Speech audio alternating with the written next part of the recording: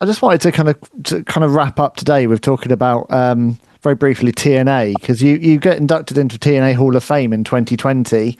And I'm sure it's only a matter of time before we see you in the WWE Hall of Fame as well. But what was it like to get that moment in Impact, in recognition of everything you did with TNA?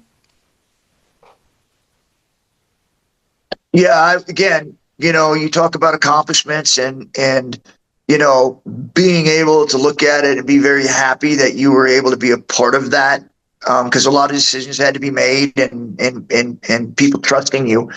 They put that on me. They trusted that I would be something that 20, 30, 40 years down the road, they would be able to be proud of the organization.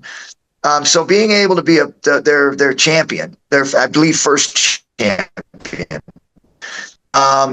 was an honor, and then to be inducted was also another honor.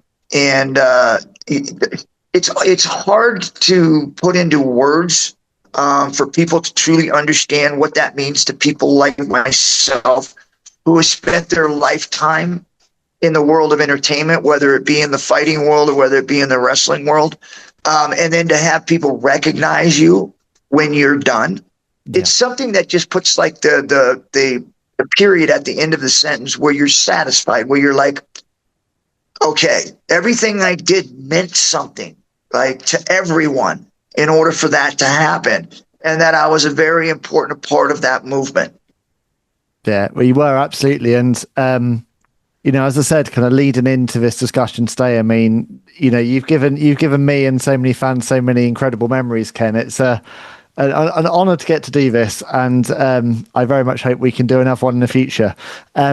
But my last question today really is, when you look back on, I like to talk a lot about legacy on the show, and when you look back on, UFC, Pride, WWF, everything you've done, what do you want people to remember most about Ken Shamrock?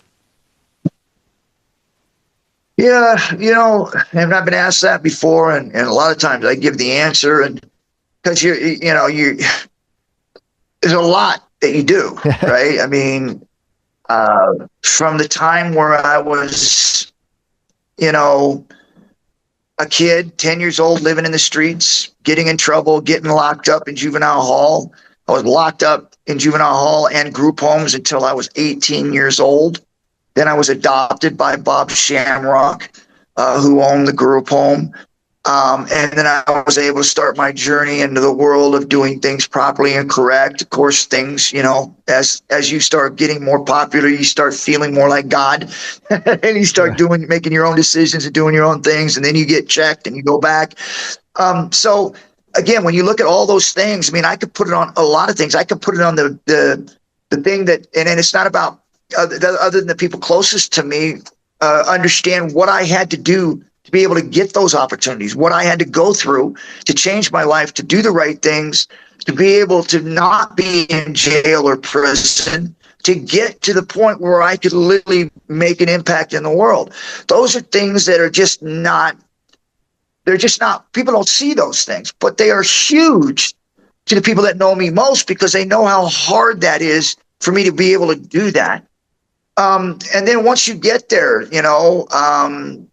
all the work that goes into it, the underdog, nobody really knew who I was. I didn't come from a family where they had money or that they could buy their way into things, or they could buy the training they needed. I had to do everything raw. And I got those opportunities, fortunately, because the athletic ability that God gave me, and I was able to be somewhat natural at it. And I put the work into it to be great. And so those are all things that when you look at that journey, man, it's not something that you see on a normal basis. It's very rare. You see it in movies like Rocky Balboa, and movies like that. But those stories are very limited in a certain time frame.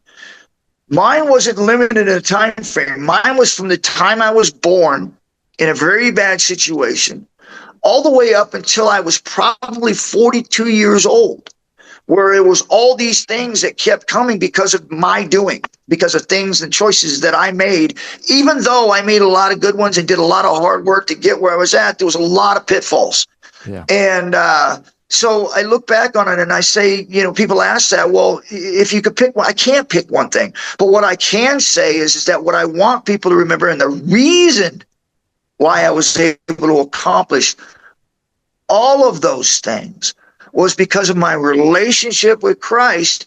None of that was possible. Even to this day, I struggle trying to live a clean life. It's not something that comes natural because of all the stuff that I dealt with. But I think about it every day. But I have no accomplishments. And I would have to say that, to me, that's the most important thing to me, is constantly making sure that I keep looking back to the reasons why I was able to have the accomplishments. Now, as for people who look at me and kind of want to understand, how is it that I want people to remember me by? And I wasn't like Charlie Kirk, where God rest his soul, where I was standing for God and freedom, all those things, that they could pinpoint that. So it's not like I could say, yeah, I want people to remember it, because I wasn't like that, right? I was more trying to live my life and trying to do the right things, because I was struggling like everyone else. But I would say that, when you look at me, and whenever I went into the ring, the one thing that I want people to truly know is that when I went in there, they mattered. Every time I went in there, whether it was fighting or whether it was wrestling, I never wanted to walk away from a match where people weren't happy. Mm. It mattered that much to me.